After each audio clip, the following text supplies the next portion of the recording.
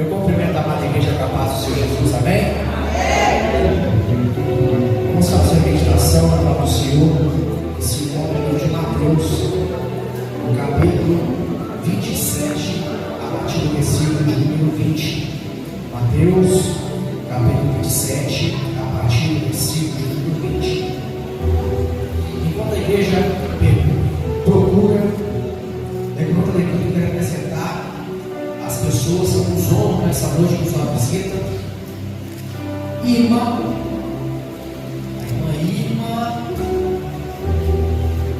Rosana, que bênção! Bom ver vocês aqui, tá, meus amados? Que Deus abençoe vocês grandemente. Fiquem sabendo que hoje vocês deixaram a família feliz. Tá bom? E volte sempre. O pastor sempre fala, se quiser ficar, é melhor ainda. Mas ser querido, sente-se acolhido por essa igreja. Também nos visitam o Alex, a Dayana e o Aleph. A família linda que está ali. Sou vocês. Tá bom? Deus não trouxe vocês aqui à toa, Alex. Você não entrou por essas portas aqui à toa. Aquilo que estava parado precisa voltar caminhando. Eu te conheço. É a primeira vez que eu te vejo. Mas o Deus que eu sirvo te conhece. A palavra que eu tenho para te dizer hoje, chegou o tempo de voltar a caminhar. Glória a Deus. Eu não sei o que aconteceu na sua vida. Eu não sei o que te fez parar e desistir. Mas chegou o tempo de olhar para frente. Porque existe uma chamada sobre a sua vida. Existe um propósito sobre a sua vida. E não é à toa que Deus trouxe aqui, sabe por quê? Porque este lugar aqui, literalmente, é lugar de restauração de mistérios. E Deus hoje quer restaurar o seu ministério. Glória a Deus. Você não é qualquer um, você é mesmo, irmão. Atenção, palpa toda a obra e Deus te quer de volta. Porque nessa obra aqui o que não falta, né, meus amados? É madeira para trabalhar. E esperamos contar contigo nessa jornada. Amém? Se sintam-se acolhidos, bem-vindos. E eu creio que não vai ficar só hoje. Não vai ficar só hoje. Você vai contar mais, até ser rei incluído no corpo de obreiros de Deus. Porque não foi o homem que te chamou, não foi o homem que te levantou, foi Deus que te levantou. Talvez não vai ser onde você era, mas o corpo de Cristo é um só. Glória a Deus. E você vai fazer parte deste, para a honra e para a glória de Deus. Será mais um que Deus vai retornar nessa casa para a honra e para a glória dele. Você não foi o primeiro, não foi o segundo, não foi o terceiro, e nem será o último. Só é mais um que Deus vai dizer: fica firme. Fica firme. Que grandes coisas o Senhor fará através da sua vida. Eu costumo dizer, Alex, que evangelho e chamada não é para nós. Sabia? Não é para nós. Não diz respeito a nós. Porque se a gente fosse olhar para nós, se eu fosse olhar para mim, certamente eu não entraria para essa porta aqui hoje. Sabe por quê? Porque pelos olhos materiais não compensa, pelos olhos humanos não compensa. Mas obra e evangelho chamado diz mais respeito das pessoas do que a nós mesmos. E existem pessoas que precisam de você. Existem pessoas que precisam de quem de pé para se levantar também. Isso é o peso da obra, isso é o peso do chamado, porque se a gente pensar em nós mesmos, a gente não vai adiante. A gente olha para as pessoas, olha para Cristo, isso nos fortalece para seguir em frente, e nós vamos seguir, e vocês também vão seguir a partir de hoje, em nome de Jesus. Também tem o jovem Luiz e o jovem Isaac, que estão ali, ó. Deus abençoe vocês, é bom te ver aqui. E tal Diego também está ali, abençoado, falou que a mim veio mesmo. É isso aí. Palavra do trem tem que ser assim, ensina não, pastor, hoje eu vou lá. A gente vai buscar na casa dele hoje. E ele hoje veio aí, nos ajudou aqui com as cadeiras, com a arrumação, com a alimentação, e veio aqui cultuar o Senhor nessa noite. Diego, é muito bom te ver aqui, meu irmão. Tá? Muito bom. E será muito melhor quando te ver aqui. Será infinitamente melhor quando nós estivermos ali, porque é ali que é o seu lugar. Amém? Aí que a gente encontrou Mateus capítulo 7, a partir do versículo de número 20, veremos até o versículo de número 26. Diz assim, ó: mas os príncipes dos sacerdotes e os anciões persuadiram a multidão que pedisse Barrabás e matasse Jesus. Respondendo o governador, disse-lhes: qual destes dois quer vós que eu solte?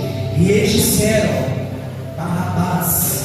Disse-lhes Pilatos: que farei então de Jesus, chamado Cristo? Disseram todos: seja crucificado.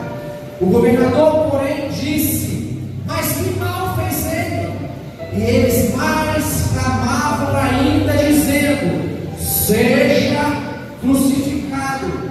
Então Pilatos, vendo que nada aproveitava, antes do tumulto só crescia, tomando água, lavou as mãos diante da multidão e disse: estou inocente do sangue desse justo, considerai-vos isto. E respondendo todo o povo disse: o seu sangue caia sobre nós e sobre os nossos filhos. Então soltou-lhes Barrabás, e tendo mandado açoitar Jesus, entregou para ser crucificado. A igreja possa sentar. Eu peço aí que nós possamos ter um pouquinho mais de som aí, por gentileza, um pouco de retorno aí. Há 2000 anos atrás, aproximadamente, nasceu uma criança em Belém. Uma criança que foi premeditada a sofrer, a padecer, sem precisar e de forma injusta. Essa criança, assim que nasceu, foi tentado um assassinato contra ela. Precisou fugir da mão dos assassinos. Mais tarde foi crescendo, foi se preparando, e aos 30 anos de idade, finalmente o seu ministério começou em sua vida.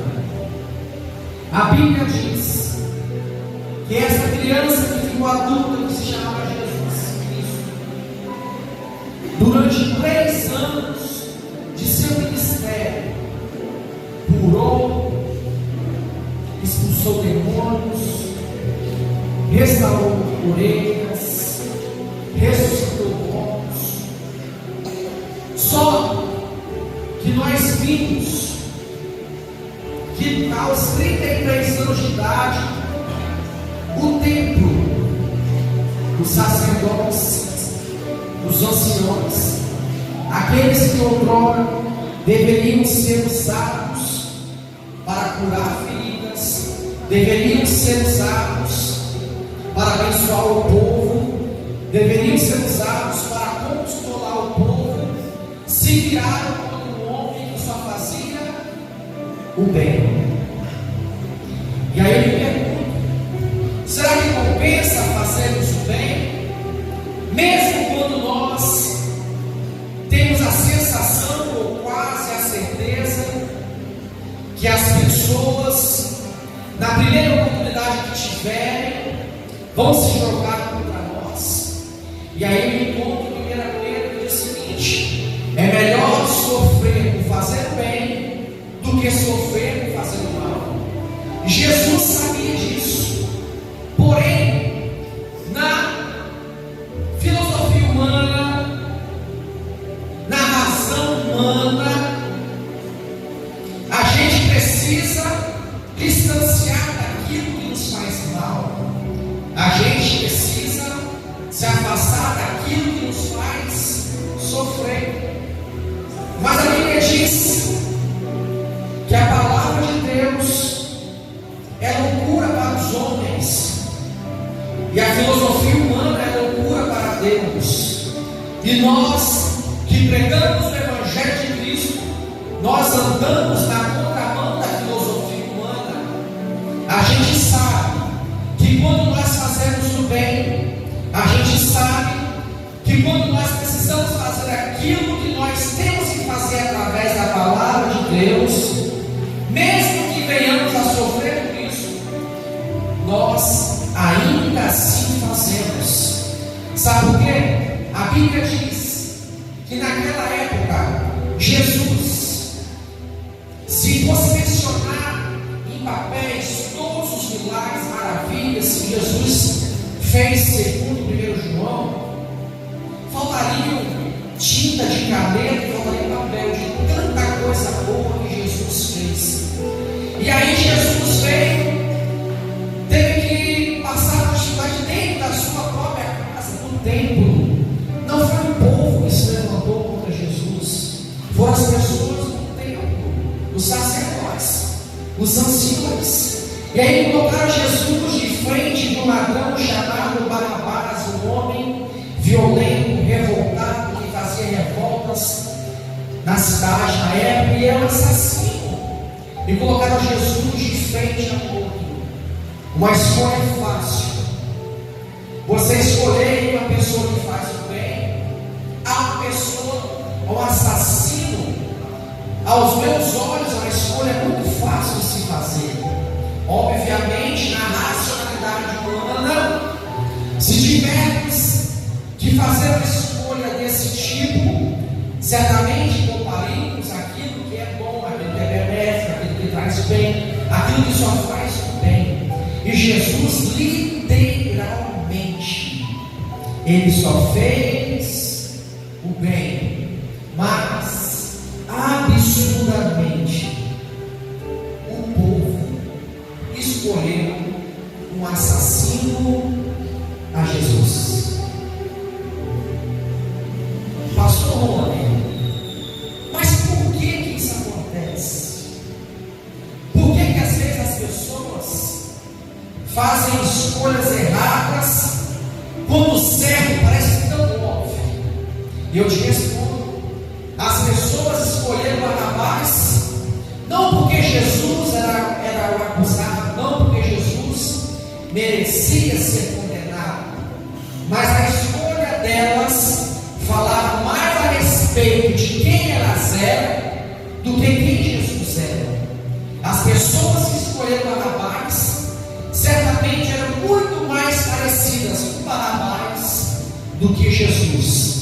Então não se importe se nessa vida você sofrer por fazer o bem. Não se importe se nessa vida as pessoas se levantarem contra você porque você está fazendo o que Deus quer que você faça, porque a escolha das pessoas dizem mais respeito sobre o que elas são do que sobre o que você é. O grande X da questão não é ser preferido ou ser preterido, é não deixar de ser e não deixar de fazer aquilo para qual nós nascemos. Cada um de nós, Alex, nasceu com um propósito. Cada um de nós tem uma história diferente. Cada um de nós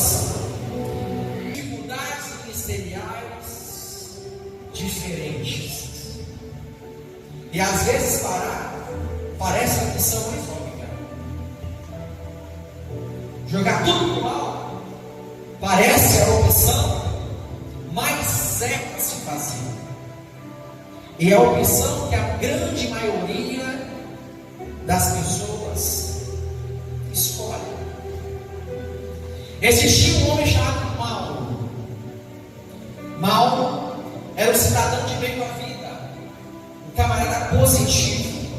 Toda vez que encontravam com ele na rua: Mauro, como é que você está? Eu estou muito bem. Se melhorar, eu faço festa. Tão bom que está. Mauro, você está bem hoje? Eu estou muito melhor do que ontem e que amanhã. Mauro é um cara super para cima, um alto astral, que as pessoas gostavam de ficar próximo dele. Só que sucedeu que um belo dia, em uma tentativa de assalto, ele tomou um tiro na barriga. E aí, Mauro, esperando o atendimento médico, agonizando, sentindo sede, chega aqui médica para socorrer ele e fala: Mauro, como é que o senhor está? Eu estou muito bem, graças a Deus. Você acaba de ser assaltado, perdeu o seu carro e você tomou um tiro, está prestes a morrer. Por que você me diz que você está bem? Ele, com toda a sabedoria, olhou para a enfermeira e disse: eu tenho duas opções. Ou eu posso reclamar, estaguejar quem fez isso comigo, Eu posso simplesmente lutar pelo pouquinho de vida que ainda me resta. Pois é, seu Paulo, qual é a sua segunda opção? A minha segunda opção é me deixar abater por causa da minha situação, ou usar essa situação terrível ao meu favor. Como assim, Paulo? Você é alérgico ao remédio? Ele falou: não, eu só estou alérgico a balas. O astral de Mauro, na situação difícil que ele se encontrava, contagiou aquela turma de enfermeiros do salão, aquele motorista que só encarava da vida, que já subiu o serviço, espraguejando a vida, espraguejando o emprego, passou a dar mais valor à vida. Talvez nós não sofremos um assalto quando tomamos um tiro na barriga, mas certamente todos os dias são postos escolhas na nossa frente para a gente fazer. E dependendo da escolha que nós fazemos, nós venceremos ou nós perecemos. A boa notícia é que Jesus Cristo, depois de fazer todo o bem que ele pôde fazer para a humanidade naquela época, ele se encontrou numa situação de humilhação, de traição, de injustiça, e ele precisava fazer uma escolha. E ele percebeu que o ser humano é ingrato. Ele percebeu que o ser humano não reconhece as coisas que fazemos para eles. Ele reconheceu que somos apenas úteis para as pessoas. Infelizmente, vivemos em época em que as pessoas nos valorizam por aquilo que nós temos, não por aquilo que nós somos. As pessoas nos valorizam por aquilo que nós podemos oferecer para elas, e não pelo amor que nós, às vezes, nos impomos a entregar para elas. E Jesus sofreu esse duro golpe. Multidões seguiam Jesus atrás de milagre, atrás de cura, atrás de bênção, mas Jesus se encontrou em uma situação aonde ele não tinha mais utilidade para o povo, e aí o povo escolheu um assassino a ele. Jesus tinha todo o poder para acabar com a situação ali naquela hora. Talvez se fosse eu, se fosse você, usaríamos esse poder para acabar com todo mundo, de tanta raiva que isso causa na gente, a ingratidão do povo. Imagina o que isso sentiu. Imagina que Jesus passou, o mesmo povo que antes corria atrás dele para poder pedir cura, milagre, bênção, é o mesmo povo que agora estava crucificando ele. Mas Jesus não desistiu do seu propósito. Jesus, mesmo sabendo que eu e você vamos mais fazer coisas erradas do que coisas certas. Se o próprio apóstolo Paulo disse: Senhor, eu me entendo, o que eu não quero fazer é o que eu mais faço, aquilo que eu quero fazer é aquilo que eu não consigo fazer. A nossa natureza humana está inclinada para o pecado. Jesus, ele foi injustiçado no presente, mas ele sabia que isso ia acontecer até a volta, a segunda vinda dele. E mesmo assim, Jesus não desistiu de mim e de você. E eu trago isso para dentro de mim. O que tem me feito pensar em desistir?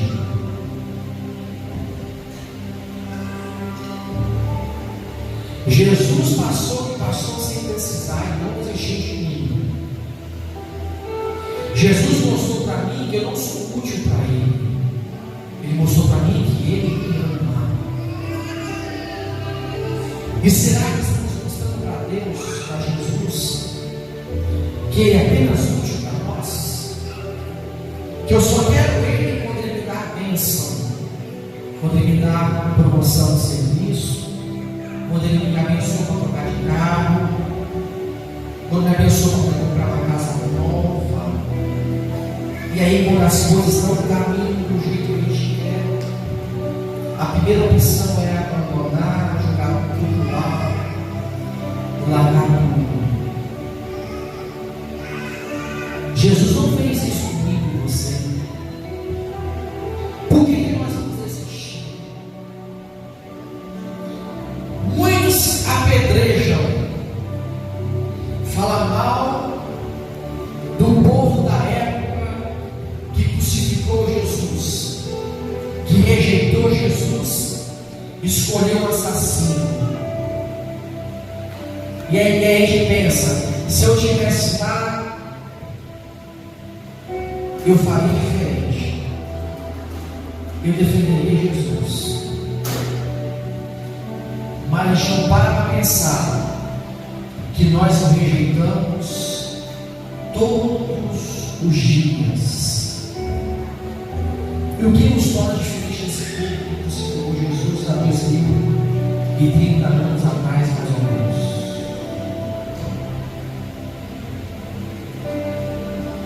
Segunda Timóteo, apesar das dificuldades, apesar dos sofrimentos, apesar das perseguições, se vocês perseverarem, reinarão comigo. Porém, se vocês me negarem, Ele também nos negará naquele grande dia. Pastor Rony, até aqui eu tenho negado a Cristo. Pastor Rony, eu sou imperfeito, eu sou indigno de ser chamado filho não mereço entrar naquelas portas ali, tamanhas minhas falhas com Deus. E eu te digo, bem-vindo ao time, porque eu também faço parte dessas pessoas, falhas, errantes, indignas e merecedoras. Mas Jesus não se importa com isso. Jesus se importa com a nossa vontade de querer seguir em frente com o nosso esforço, de vencer nossa própria carne, o nosso próprio erro, por amor a Ele. Jesus é apenas útil para você, ou você ama Jesus de verdade?